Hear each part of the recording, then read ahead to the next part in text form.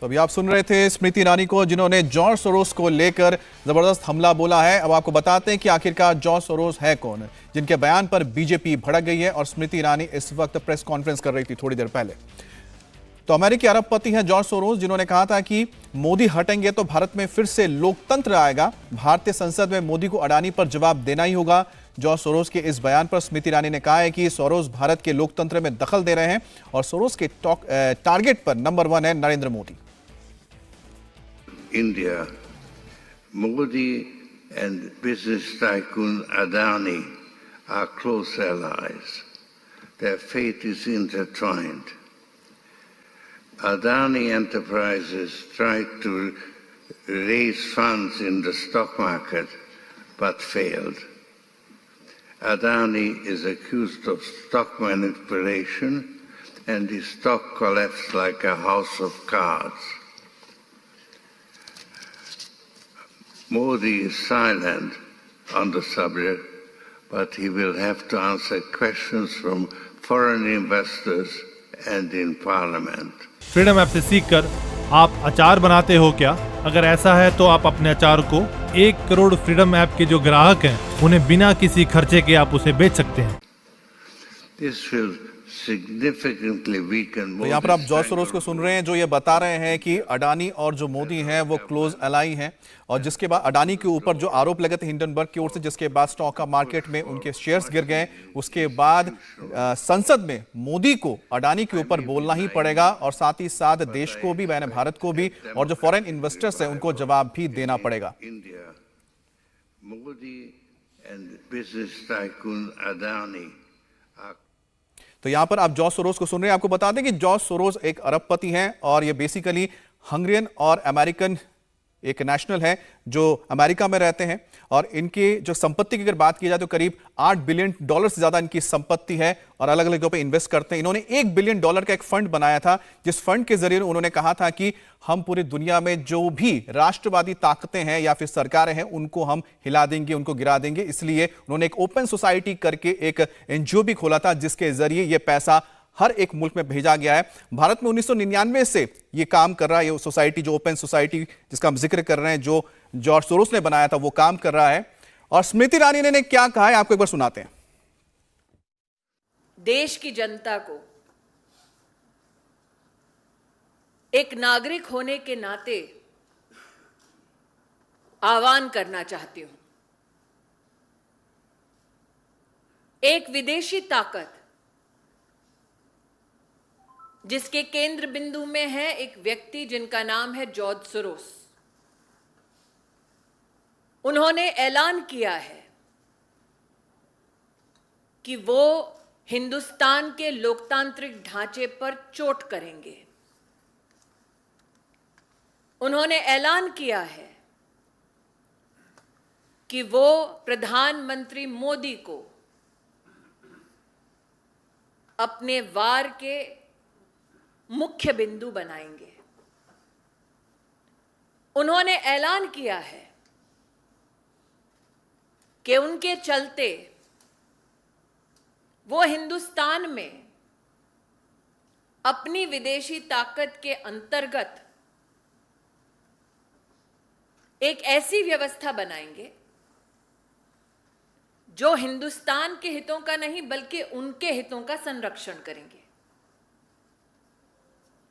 आज देश के आवाम को मैं अपील करना चाहती हूं, चाहे आप व्यक्ति हो, चाहे आप संगठन हो, चाहे आप राजनीतिक दल हो, हिंदुस्तान ने वर्षों वर्ष तक एक लोकतांत्रिक व्यवस्था में अपनी सरकार को चुना है। जॉर्ज सोरोस का यह ऐलान कि वो हिंदुस्तान में मोदी को झुका देंगे, हिंदुस्तान की लोकतांत्रिक ढांचे से चुनी हुई सरकार को ध्वस्त करेंगे, उसका मुंहतोड़ जवाब हर हिंदुस्तानी को देना चाहिए।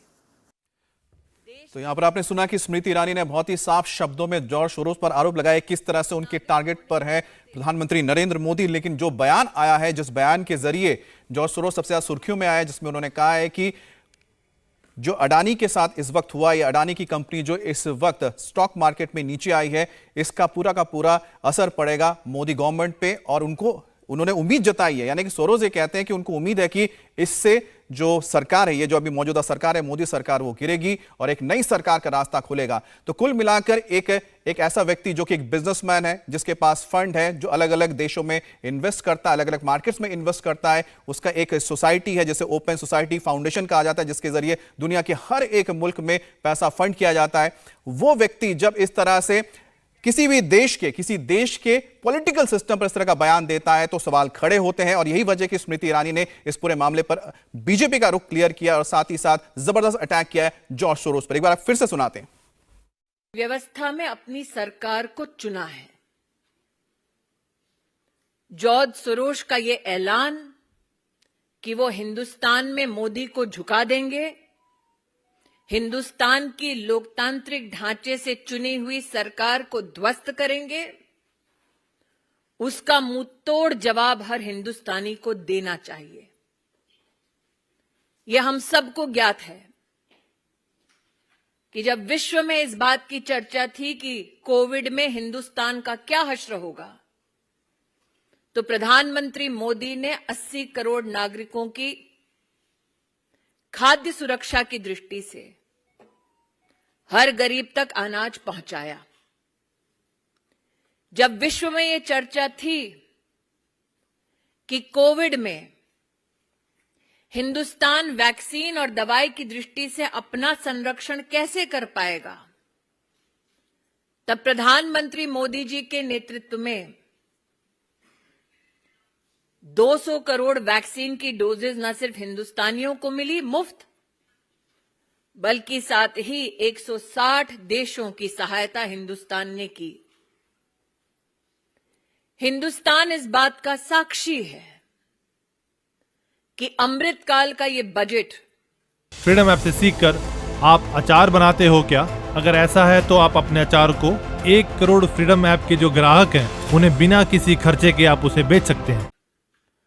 भारत की रक्षा प्रणाली के लिए सबसे ज्यादा आवंटन करता है। आज जब भारत को अमेरिका के राष्ट्रपति, फ्रांस के राष्ट्रपति, इंग्लैंड के प्रधानमंत्री आभार व्यक्त करते हैं कि उनके देशों में हिंदुस्तान और हिंदुस्तानियों की वजह से आज आर्थिक संबंध और मजबूत हो रहे हैं, जब भारत विश्व की 5वीं सबसे बड़ी अर्थव्यवस्था बनकर उभर रही है, ऐसे में हिंदुस्तान के लोकतांत्रिक ढांचे में हस्तक्षेप करने का ऐलान करने वाले जॉर्ज सोरोस को एक स्वर में हम जवाब दें। इंडिया टीवी हर वक्त हर जगह डाउनलोड करने के लिए सर्च करें India TV news Google play store या ऐप स्टोर पर।